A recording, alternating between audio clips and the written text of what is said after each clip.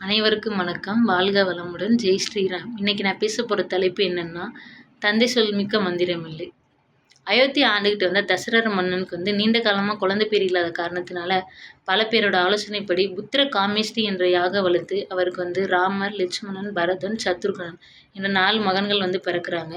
இந்த 4 பேருக்கும் 5 வயசாகும்போது அவங்கள கல்வி கற்க குருகுலம் அனுப்பணும்னு முடிவு பண்ணி அவங்க 4 பேரையும் குருகுலம் அனுப்பி வைக்கிறாரு. இந்த இடத்துல அவங்க 4 பேரும் தன் தந்தையோட சொல்ல தட்டாம கல்வி கற்க குருகுலம் போறாங்க. அடுத்ததா புகழ்பெற்ற விஸ்வாமித்திர முனிவர் அயோத்திக்கு ஒரு உதவிக்காக வராரு. அவர் மிக பிரம்மாண்டமா வரவேற்கப்படுறாரு. அயோத்தி மன்னர் தசரர்கிட்ட நான் ஒரு யாகம் வளர்க்குறேன், அதை காக்கிறதுக்காக நீங்க ராமரை அனுப்பி வைங்கன்னு கேட்கும்போது மன்னர் அதிர்ச்சி அடைகிறாரு. ஏன்னா மன்னருக்கு ஒரு முக்கியமான விஷயம்னு ஒன்று இருந்தாலே அது ராமர் தான். அதே நேரத்தில் ஒரு முனிவர் அவர் மிக பெருமை மிக்க முனிவர் ஒரு உதவின்னு கேட்கும்போது அதையும் மன்னரால் தட்ட முடியல. உடனே ராமரை அனுப்பி வைக்க மன்னர் சம்மதிச்சுறாரு. ராமரும் விஸ்வாமித்திர முனிவரோட போக தன் தந்தை சொல்ல தட்டாமல் அவரும் சம்மதிக்கிறாரு. அடுத்ததா அரசர் அயோத்தி ஆள்றதுக்கு அவருக்கு அடுத்ததாக ராமரை பணியமர்த்தலாம்னு சொல்லி முடிவு பண்ணி ராமர்கிட்ட இதை தெரிவிக்கும் போது ராமர் உடனே அதிர்ச்சி அடைகிறாரு.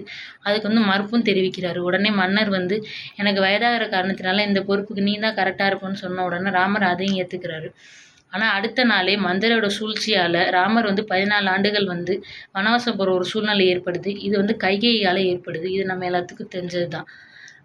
மன்னர் தான் இந்த வரங்களை கைகைக்கு கொடுத்து கைகை இந்த 2 வரங்களை கேட்பார். ஒன்று பரதனை நாட்டை ஆள வைக்கிறது, இன்னொன்று ராமரை வனவாசம் அனுப்புறது.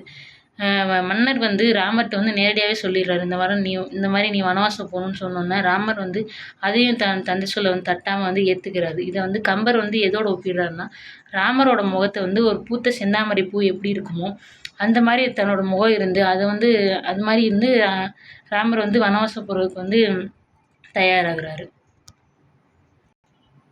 அடுத்ததா ராமர், லட்சுமணன், சீதா அவங்க 3 பேர் வனவாசம் போனோன்னே அடுத்த கொஞ்ச நாள்லேயே அவங்க போன துக்கம் தாங்காமல் நம்ம அயோத்தி மன்னர் இறந்துடுறாரு.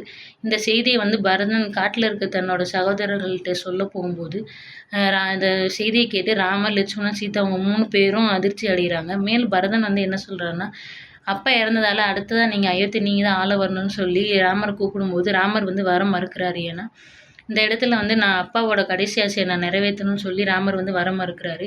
இந்த இடத்துல நம்ம எல்லாருக்கும் என்ன தெரியுதுன்னா, ராமர் கடைசி ஆசையை கூட நிறைவேற்றிட்டு தான் நான் வருவேன் அப்படின்னு சொல்லிட்டு அப்பா இறந்ததுக்கப்புறம் கூட அவர் ஆசையை நிறைவேற்றணும்னு சொல்லி சொல்கிறார் ராமர். இந்த இடத்துல அவர் தந்தை சொல்ல தட்டலை. நன்றி, வணக்கம். எனக்கு வாய்ப்பளித்த அனைத்து நடுவர்களுக்கும் நன்றி. வாழ்க வளமுடன்.